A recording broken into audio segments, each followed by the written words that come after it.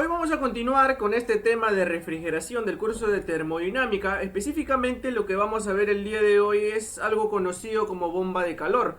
Bueno, lo que vamos a ver primeramente en el ejercicio del día de hoy es una bomba de calor para calefacción. Cabe resaltar que las actuales ya están diseñadas prácticamente tanto para operar como acondicionamiento de aire, tanto como para calefacción. Entonces, ¿qué es en este caso una bomba de calor? Va a ser lo inverso al sistema, en este caso de refrigeración que hemos estado viendo. El sistema de refrigeración tomaba calor en este caso de una fuente fría y lo llevaba a una fuente caliente, lo expulsaba el condensador. Ahora vamos a hacer el proceso inverso, porque es calefacción, ¿sí? Entonces ahora lo que se va a hacer es llevar desde una fuente que vamos a tener en este caso de más calor, lo vamos a llevar hacia el interior para, obviamente, ¿no? Conocemos a lo que se refiere con calefacción, tener un espacio acondicionado a una temperatura superior a la temperatura ambiente, ¿no? Puede ser en este caso realizadas ya en zonas de, qué sé yo, en Rusia quizás, o hasta en Estados Unidos, que son países donde las temperaturas están entre los 0 grados hasta 10 grados Celsius, ¿no? Entre esas temperaturas varían, entonces son objetivos más claros para poder aplicar este tipo de sistemas. Entonces, el problema de hoy es el 1745, bibliografía de Wark, sexta edición, el cual me dice: en una bomba de calor se utiliza refrigerante 134A. Cabe resaltar que estos sistemas se han adaptado muy bien también al ciclo de compresión de vapor, en el cual también utiliza en este caso un refrigerante, ¿no? El cual lo más común, el cual hemos estado trabajando, es el 134A. Me dice, las presiones del evaporador y el condensador son de 2.4 y 9 bar respectivamente. Ya, entonces tengo presión de evaporación y presión de condensación. Ojo al dato, ¿ah? Al compresor entra vapor. Tenemos aquí la entrada de vapor a 0 grados Celsius y a la salida vamos a tener 53 grados Celsius. Luego del condensador vamos a tener nosotros que va a salir líquido a 32 grados Celsius. Recuerda de que aquí en el condensador, bueno, se puede graficar también un diagrama temperatura entalpía, pero lo importante aquí en el condensador, como me dice que sale líquido y me da la temperatura, bien sé yo también de que va a operar aquí a la temperatura de condensación, la cual es la de 9 bar. Entonces aquí tengo que tener yo en cuenta que el cambio prácticamente en la entalpía, ¿quién se aproxima más? Cuando yo ingreso con un dato de temperatura, así que hay que tener en cuenta esto de aquí. Luego me dice que el ciclo se utiliza para suministrar, en este caso, a un edificio 80.000 kJ por hora, en este caso de energía. Ya, entonces lo que nosotros vamos a extraer del ambiente, ¿no? Vamos a ingresar al sistema y esto va a ingresarlo prácticamente hacia un edificio que me dice que es de 80.000 kJ por hora, ¿no? Esta es la energía que nosotros debemos ingresar adentro del edificio, ¿no? Prácticamente algo así tendríamos nosotros. Bueno, este es una aplicación prácticamente ya de la geotermia. Es una rama muy, muy hermosa también de poder estudiarla, de poder también analizarla, ¿no? Ya luego pronto vamos a hablar también de la geotermia, ¿no? Espero poder hacerlo. Entonces, lo que vamos a hacer es determinar el flujo máximo de refrigerante en kilogramos por minuto, la potencia de entrada del compresor en kilowatts y el rendimiento adiabático del compresor. Los cuatro primeros ya lo conocemos. Bueno, hasta el coeficiente de desempeño, que es el COP, también lo conocemos. Ahora, la potencia de entrada en kilowatts, sí, para calentar se utiliza una resistencia eléctrica en lugar de una bomba de calor. Vamos a ver cuánta potencia se necesitaría, en este caso, siempre y cuando se utilice una bomba de calor o prácticamente se utiliza una resistencia eléctrica. Luego también vamos a hacer prácticamente como si fuera un pequeño análisis con respecto al coste, ¿no? Porque utilizar energía eléctrica prácticamente en la actualidad es lo más, se puede decir así, barato, ¿no? Que sale en lugar de quemar un combustible o en lugar prácticamente de también el sistema, cómo se diseña. Utilizar una bomba de calor obviamente es más eficiente que utilizar una resistencia eléctrica, ¿no? Entonces, vamos a empezar rápidamente con la resolución del problema. Lo primero que yo tengo aquí es un gráfico, en este caso de una bomba de calor utilizada para calefacción. Tenemos ahora, mira, el condensador se va a encontrar en la parte interior, en este caso del ambiente. Vamos a tener el evaporador. Recuerda que el evaporador, su función era, en este caso, absorber el calor de un determinado ambiente. En este caso va a ser del aire exterior, ¿no? Vamos a absorber calor de ahí y esto va a estar impulsado ¿por quién? Por el compresor, que es en este caso el dispositivo en el cual se le ingresa potencia, ¿no? Entonces de aquí ingresa nuevamente, sale en el punto 2 y vamos a tener aquí el condensador. Recuerden que el condensador, tanto como el evaporador, son intercambiadores de calor. Por lo tanto, todo el calor que se ha prácticamente extraído de la parte externa lo vamos a inyectar al interno, ¿no?, del edificio. Entonces vamos a tener nosotros aquí lo que vendría a ser el condensador, ¿no?, en la parte interior. Luego también consta de su propio dispositivo de expansión, el cual sería esta valvulita, ¿no? Recuerda de que de 3 a 4 es un proceso isentálpico. Luego lo demás ya lo conocemos, ¿no? Compresión aquí.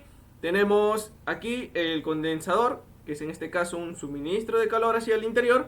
Luego tenemos la válvula de expansión, un proceso isentálpico, y el evaporador, que es absorción de calor, ¿ya? Entonces, mira, ve, lo primero que vamos a hacer aquí, pues simplemente es colocar los datos, ¿ya? Mira, primero voy a colocar tanto la presión de condensación como la presión de evaporación. Por ejemplo, mira, para el evaporador opera, en este caso, con 2.4 bar, ¿ya? Entonces aquí yo voy a colocar la presión del evaporador es 2.4 bar, mientras que la presión de condensación o la presión del condensador es de 9 bar. Esto me lo dice el mismo problema.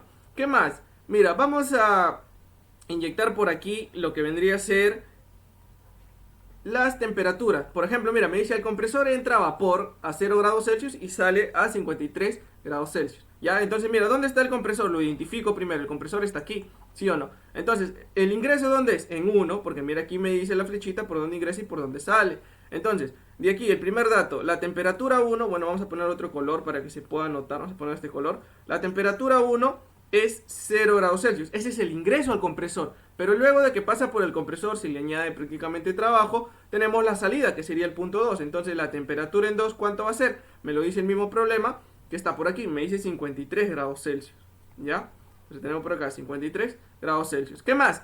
Ahora me dice que del condensador sale líquido a 32 grados Celsius, ¿no? Entonces, ¿la salida del condensador dónde es? Aquí, punto 3, ¿sí o no? Antes de ingresar a la válvula de expansión. Por lo tanto, tengo aquí otro dato que me dice que la temperatura 3 vendría a ser en este caso 32 grados Celsius, ¿no? Temperatura 3. Luego del punto 4 no me dicen muchos datos, porque prácticamente de 3 a 4 es un proceso isentálpico, y conociendo la entalpía en 3 ya conocería cuánto sería la entalpía en 4. Ahora mira, ve, aquí este es el calor que absorbe el evaporador. Entonces lo voy a poner así, calor, lo vamos a poner con negrito, calor absorbido por el evaporador, mientras que el de aquí sería el calor, en este caso, que expulsa el condensador, ¿no? Así lo voy a colocar para no confundirnos, porque este dibujito de aquí lo he sacado de la bibliografía del Shapiro, el cual utiliza unos subíndices muy diferentes al Warc, ¿sí? Entonces, vamos a ver nosotros primero por acá un análisis, ¿ya? Entonces, lo que yo debo hacer aquí para calcular todo lo que me piden aquí, desde A hasta E, lo primero, como siempre lo he mencionado, para este tema de refrigeración, lo que yo debo hallar es primero las entalpías. Entonces, yo hallo las entalpías y encuentro prácticamente, o puedo calcular todo lo que yo quiera, ¿no? Entonces vamos a hallar las entalpías primero.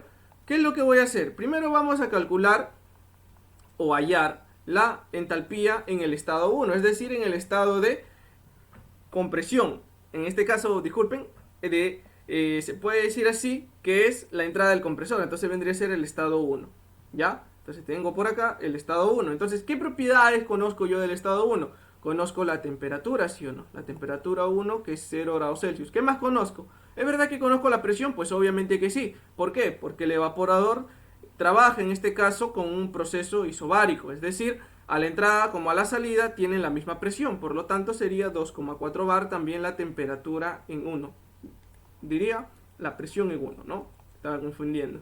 Entonces 2,4 bar. Entonces mira, ve, con estas dos propiedades que yo observo acá, ¿qué es lo que voy a hacer? Me voy a ir a la tabla y yo ya debo identificar en dónde me encuentro. Obviamente aquí me encuentro en la zona de vapor sobrecalentado. Y si no me crees, lo vamos a comprobar justamente ahora. Mira, entonces vamos por acá. Acá está. Entonces, lo que yo voy a tener acá primeramente, mira, es las propiedades del refrigerante, ¿no?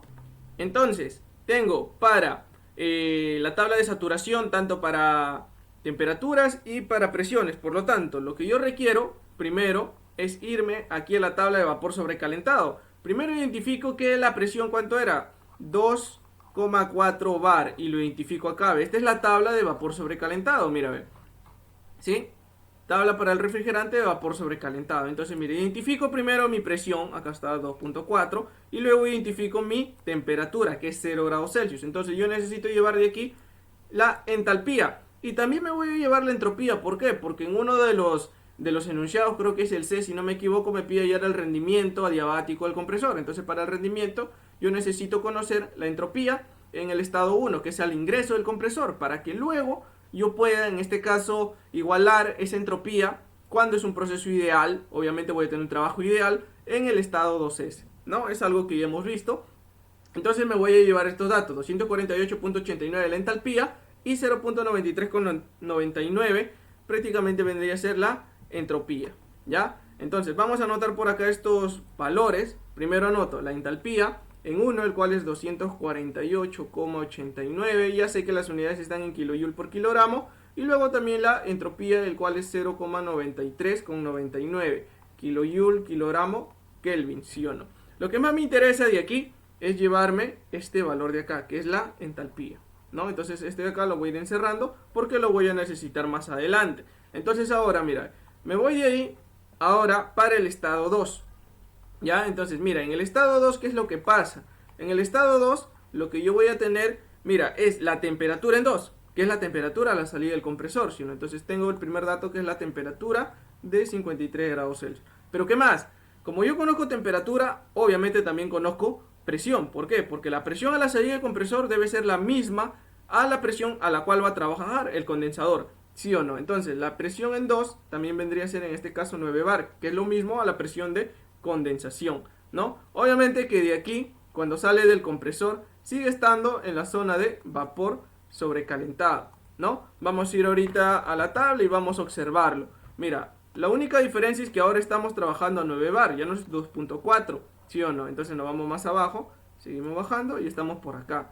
Acá estamos, mira, 9 bar, pero ahora, ¿qué es lo que pasa? Yo tengo una temperatura de 53 grados Celsius, pero acá está 50 y 60. Por lo tanto, una interpolación simple y voy a encontrar cuánto sería el valor para 53, ¿no? Estos dos de acá. No me llevo a la entropía porque el estado 2 es el estado real de salida, en este caso, del compresor, ¿ya? El estado ideal no lo conozco todavía, pero el real sí, porque me lo da el propio problema. Entonces, mira, con estos datos vamos a regresar aquí al problema y vamos a construir una tabla. ¿Cómo construyo yo esa tabla? Va a ser de la siguiente manera. Mira, tengo la temperatura, que va a estar en grados Celsius, y acá voy a tener yo lo que es en este caso la entalpía en kilojoule por kilogramo, ¿ya? Entonces, la temperatura, ¿entre qué valores oscilaba? Estaba entre 50 y 60, ¿sí o no? Ahí está. Entonces, mira, la entalpía en 50, ¿cuánto era? 282,34, ¿sí o no? Entonces tenemos 282,34 y la entalpía con 60 lo tengo por acá, 293,21, ¿no? Entonces coloco por acá 293,21. Ya está. Entonces, mira, desde acá, bueno, voy a encerrar yo acá mi tablita de esta manera. Está un poquito chueco, pero bueno, ahí vamos. Ya está. Entonces, ¿qué es lo que requiero yo de aquí? Lo que yo requiero es encontrar cuánto es la entalpía en el estado 2. ¿Por qué? ¿Cuánta es la temperatura? La temperatura aquí se conoce, que es 53, ¿sí o no? Entonces de aquí una interpolación, yo obtengo cuánto sería el valor, en este caso, de la entalpía en el estado 2, ¿no? La entalpía real, es la real, el cual interpolando me debe dar un valor de 285,601 kilojoule por kilogramo. Ya está. Entonces mira, ya tengo la entalpía. Ya está. Entonces ahora, como el problema había mencionado, ¿no?, que también me iba a involucrar, en este caso, el rendimiento adiabático, entonces yo también necesito calcular cuándo yo voy a tener el proceso de compresión isentrópica, ¿no? En este caso sería un estado 2S. Entonces, como aquí hay un proceso de compresión isentrópica, entonces la entropía en 2S va a ser igual a la entropía en 1, ¿no? Eso lo vimos en el diagrama prácticamente, ¿no? Entonces, para este nivel de entropía, ¿cuánto es la entropía en 1? 0,93,99 kilojoule, kilogramo Kelvin, ¿sí o no? Entonces con esto ya conozco. ¿Qué más voy a conocer yo en el estado 2S? Pues obviamente también voy a conocer lo que vendría a ser la presión, ¿sí o no? Entonces la presión del estado 2S también es 9 bar, ¿no? Aquí, ¿por qué? Porque este compresor tiene un rendimiento. Entonces ese rendimiento es en este caso el cual me va a, se puede decir así, generar irreversibilidades al interior del compresor, entonces por eso se toma la entropía 2S, el cual es aquí, ¿no? Prácticamente eso ya lo hemos explicado en el diagrama cuando tenemos la campana. Vamos a explicarlo rápidamente. Mira, tenemos por acá, pero como esta es una bomba de calor, vamos a tenerlo así. Cuando yo lo tengo, idealmente el proceso, este es una temperatura, entropía, ¿ya? Un diagrama. Entonces, este es el proceso isentrópico, ¿sí o no? Así. Pero el otro, cuando tengo rendimiento, es de esta manera, ¿no? Entonces, el estado 2S se encuentra sobre la misma línea, en este caso a la salida, ¿no? Entonces, mira, ve, con estos datos nuevamente me regreso a la tabla de vapor sobrecalentado para 9 bar, identifico dónde se encuentra 0.93 con 99. ¿No es verdad que se encuentra entre estos dos valores? Mira, aquí y aquí. ¿Sí, sí o no? Entonces, bueno, vamos a borrar esto. Voy a darle borrar, porque si no nos vamos a confundir, ¿ya? Entonces, mira, elimino y elimino también, ya está. Entonces, tengo los valores de entalpía, digo de entropía, y aquí tengo los valores de entalpía. Ahí está, ¿ya? Entonces con esto, mira, ¿qué es lo que voy a requerir yo ahora? Con esto voy a construir nuevamente una tabla, el cual me va a ayudar a encontrar cuánto sería la entalpía ideal, ¿no? Cuando no existe irreversibilidades en el compresor. Entonces yo tengo, mira, la entalpía en kilojoule por kilogramo, y tengo también la entropía en kilojoule, kilogramo, Kelvin. Ya está. Entonces, mira, los valores de entalpía, ¿cuánto es? Yo lo tengo aquí anotado, prácticamente ahí también lo he mostrado. Sería, a ver, sería 271,25 y le corresponde una entropía de 0,92 con 17. De aquí tenemos 282,34 y 0,95 con 66, ¿no? Entonces de aquí nuevamente construyo otra tablita que va a ser para poder interpolar, ya, de esta manera. Ahí ve. Ya está, entonces me hace falta a mí conocer lo que yo tengo aquí. Mira, la entropía, ¿cuánto es? 0,93 con 99. Pero lo que yo requiero acá es la entalpía 2S, ¿ya? Entonces acá una simple interpolación, redundando, ¿no? Una interpolación para encontrar esta entalpía, el cual me debe dar un valor de 277,03 kilojoule por kilogramo. Entonces aquí yo tengo lo que vendría a ser la entalpía ideal, ¿ya? Se lo tengo por acá. Obviamente, ¿cómo identifico yo cuándo es un ciclo ideal y cuándo es un ciclo no ideal? ¿Por qué? Porque a mí me dan, a la salida del compresor, me dan un dato. Pero si no me lo dan, es prácticamente porque estoy considerando de que es un proceso isentrópico, ¿ya? En este caso, mira, me dan la temperatura en 2, la temperatura de salida. Y también, obviamente, debo mirar si la entropía coincide, porque hay algunos problemas que me dan y la entropía prácticamente es por ahí aproximada. Entonces, las irreversibilidades son despreciables, ¿ya? Entonces, de aquí vamos a continuar con el siguiente estado. Ya está. ¿Cuál es el que me falta? Ahora vamos a ponerlo por acá. El que me falta ahora vendría a ser el estado 3, ¿no? El cual lo tengo aquí a la temperatura de 32 grados Celsius. Entonces vamos a colocarlo por acá por falta de espacio. Colocamos nada más estado 3. ¿Qué conozco del estado 3 yo? Lo que yo conozco es que la temperatura en 3 es 32 grados Celsius.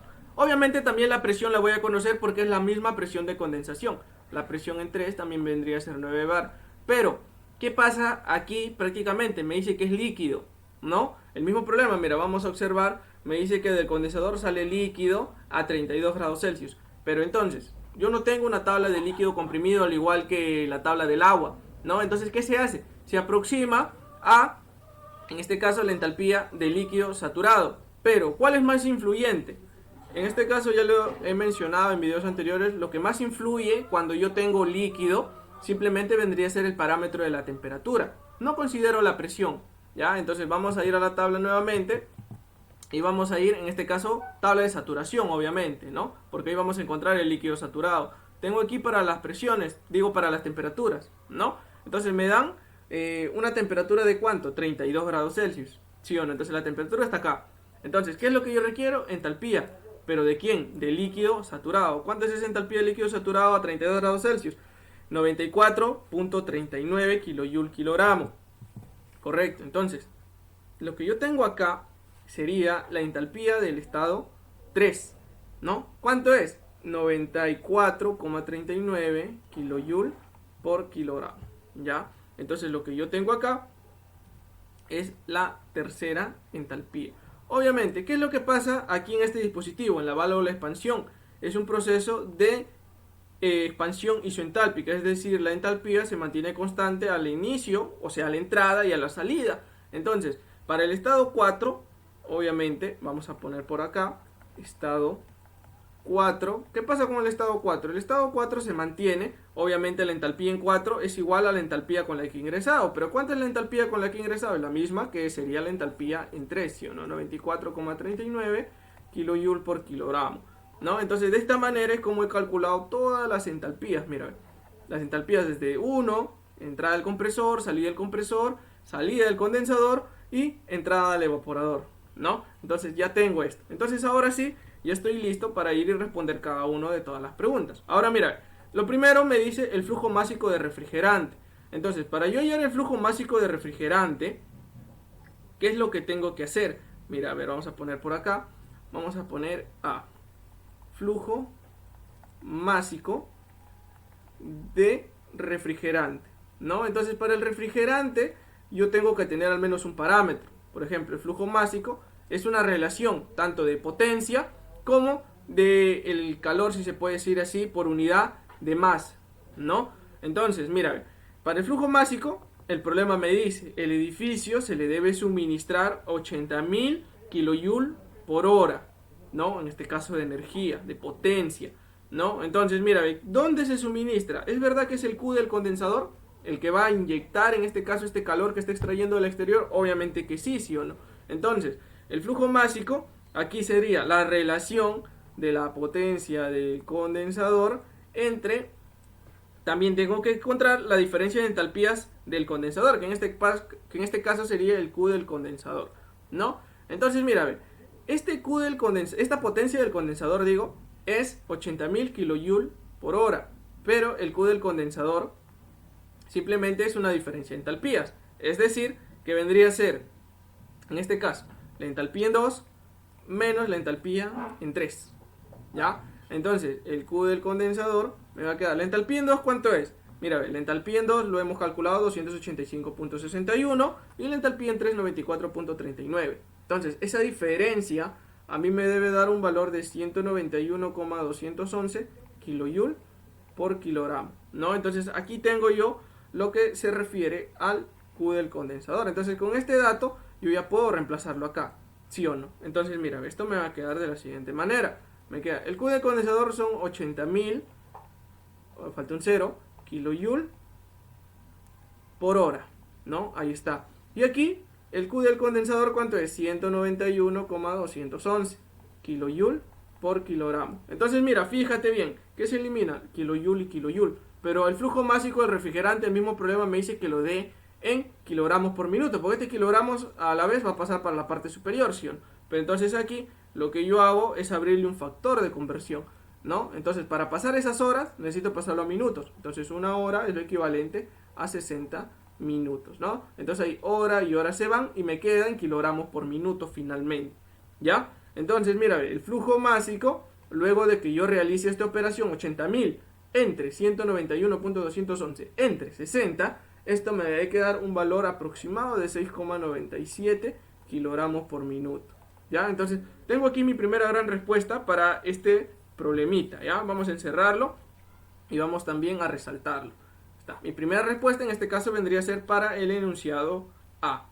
Ya resaltamos y tenemos nuestra primera gran respuesta, como acabo de mencionar, ¿no? Entonces ahora, mira, ¿qué es lo que me está pidiendo? Me pide también la potencia de entrada al compresor, ¿ya? Entonces B me pide potencia de entrada al compresor, ¿no? En kilowatts todavía, ¿no? Ni siquiera, bueno, en HP sería, lo único que sería convertir, pero aquí me lo pide en kilowatts. Entonces, la potencia de compresión es igual. Como ya calculé el flujo másico, está dado por el flujo másico multiplicado por el trabajo del compresor. Pero ojo que este trabajo es el real, ¿ya? Porque me dice potencia de entrada. No me dice potencia suministrada al refrigerante. La potencia suministrada al refrigerante, ahí sí ya se le aplica en este caso lo que es el rendimiento adiabático. Entonces ahí me quedaría en este caso el trabajo ideal, cuando es potencia que le ingresa, en este caso que se le suministra, directamente al refrigerante, ¿no? Pero tenemos que tener en cuenta que tenemos un rendimiento, ¿no? Entonces ahora, el trabajo del compresor real sería la diferencia de entalpías, en este caso entalpía en 2 menos entalpía en 1, ¿ya? Entonces el trabajo del compresor, la entalpía en 2, ¿cuánto es? También le hemos calculado 285.61 y la entalpía en 1 248.89. Entonces, este trabajo real del compresor me va a quedar, a ver, 36,711 kilojoule por kilogramo.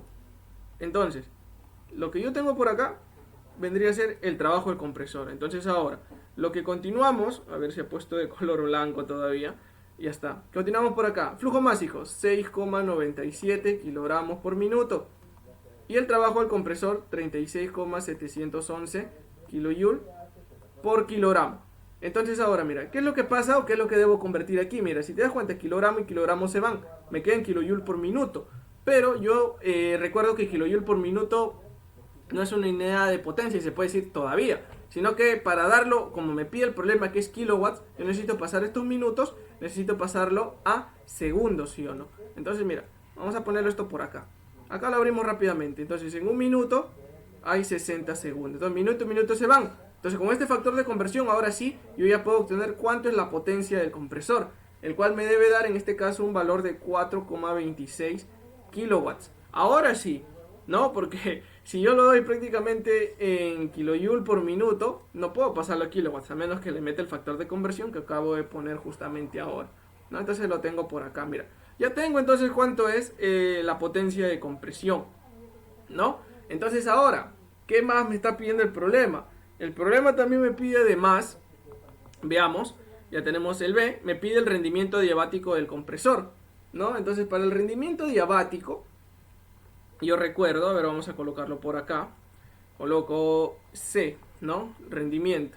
Entonces para el rendimiento, yo recuerdo que es la relación entre el trabajo ideal, entre el trabajo real. El trabajo real ya lo conozco, ¿por qué? Porque es este de acá, ¿no? Entonces, me hace falta conocer el trabajo ideal. Entonces, el trabajo ideal sería la diferencia de entalpías cuando no se aplica, en este caso, obviamente, el rendimiento, la entalpía 2S menos la entalpía en 1. Para eso habíamos calculado nosotros al inicio la entalpía 2S, ¿no? Que está por acá, 277,03 menos la entalpía en 1, que prácticamente es 248,89. Entonces, el trabajo ideal me va a quedar un valor de 28,14 kilojoule por kilogramo. ¿Ya? Entonces, date cuenta, mira, el trabajo ideal es diferente al trabajo real, es mucho menor. ¿Por qué? Porque el trabajo real es el que consume, en este caso se le inyecta al compresor, se puede decir así. Pero el compresor no lo transmite eficientemente hacia el fluido refrigerante. Entonces, lo que pasa aquí es que hay una pérdida por ahí de energía en el cual se manifiesta de esta manera, ¿no? Entonces, se necesita, o prácticamente al final, termina con menos energía. Entonces acá hay una simple relación, hay que dividir nada más 28,14 entre 36,711. De aquí, el rendimiento del compresor, a ver, me quedó bien feo ese no, ya está, rendimiento del compresor, simplemente divido y me debe dar un valor aproximado de 76,7%. Obviamente que por acá lo tengo que multiplicar todavía por el 100%, ¿no? Para darlo en función de porcentaje, ¿no? O puedo decir que simplemente es 0,76 con 7, ¿no? Entonces tengo por acá cuánto sería el rendimiento adiabático del compresor. Ya está, mira. Bien. Tenemos por acá C. ¿Qué me falta? El COP, coeficiente de desempeño. Entonces, vamos por acá. Vamos a calcular ahora lo que es, bueno, a ver, es el enunciado D, el cual me pide el COP. Entonces, el COP, ¿cómo está relacionado? Ahora, este coeficiente de desempeño siempre, ¿qué es lo que me relaciona? Me relaciona lo que yo estoy prácticamente integrando al sistema, o sea, lo que yo estoy, ¿cómo lo puedo expresar? Es lo que tú estás prácticamente, ¿para qué lo estás haciendo? ¿No? Así, algo más fácil. ¿Para qué haces? Para acondicionar, en este caso, para calefactura, ¿no? Entonces la calefactura, ¿dónde es? En el interior. Entonces, ¿quién es el que te va a dar ese calor? Obviamente, el condensador. Lo inverso a lo que era refrigeración, que era el evaporador, ¿no? Entonces ahí hay algo en el cual tenemos que tener en cuenta. Entonces aquí la relación es la potencia, o prácticamente podemos dejarlo así, Q del condensador, porque prácticamente si pongo potencia igualito después me va a resultar siendo lo mismo. Entonces el Q del condensador sobre ¿quién? ¿Quién prácticamente qué te cuesta? ¿Quién es el que mueve todo? Prácticamente el compresor. Entonces trabajo del compresor. Obviamente siempre trabajamos con el real, ¿ya? Entonces, el Q del condensador es algo creo que aún no hemos calculado, o sí lo hemos calculado. A ver, veamos. Ah, sí lo tengo por acá. El Q del condensador vale 191,211. Entre el trabajo real del compresor, 36,711. Entonces de aquí, el COP, lo único que me queda es simplemente esta pequeña división y nos va a quedar un valor de 5,21, ¿no? Entonces tengo por acá lo que sería el coeficiente de desempeño. Pero vamos a colocarlo aquí, que esto es para calefacción. ¿Ya? No te olvides de eso. Entonces resaltamos y tengo mi respuesta D. Ya está. Entonces, luego de la respuesta D, ¿qué más me pide? Veamos. Me pide, por último, la potencia de entrada en kilowatts.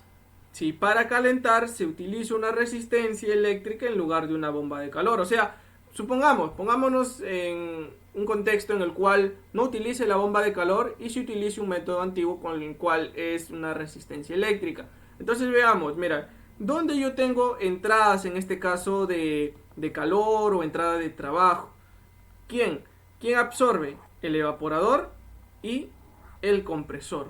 Por lo tanto, para E, lo que yo requiero, pues simplemente es encontrar esa potencia de entrada. Si es que yo reemplazo, en lugar de colocar esto, en lugar de colocar este condensador aquí adentro, yo coloco prácticamente lo que vendría a ser una resistencia eléctrica, ¿no? Que me va a disipar prácticamente la energía eléctrica mediante esta resistencia. Entonces, ¿qué pasa si yo reemplazo en lugar del condensador y aquí al interior coloco esa resistencia? Pero ¿quién te tiene que dar toda la potencia?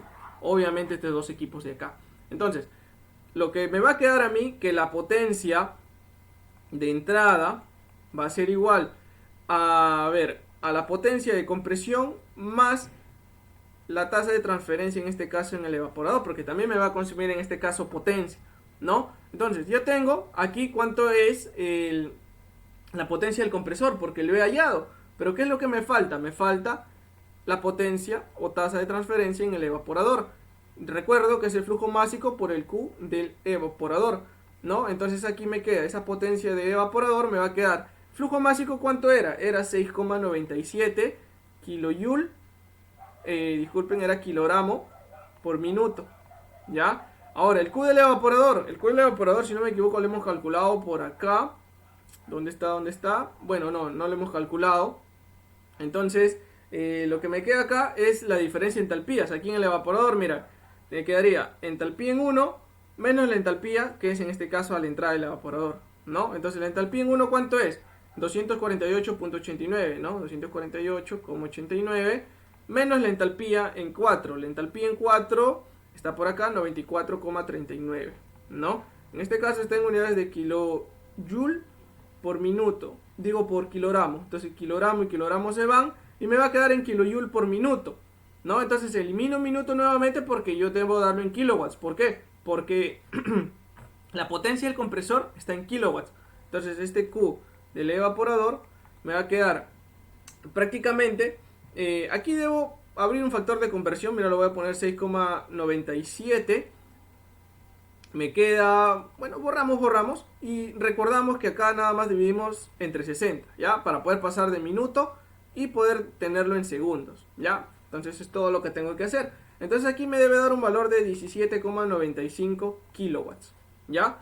Obviamente que ahí en el juego de las unidades pues tienes que darte cuenta, o bueno, ya estoy encerrando esto que prácticamente no es la respuesta.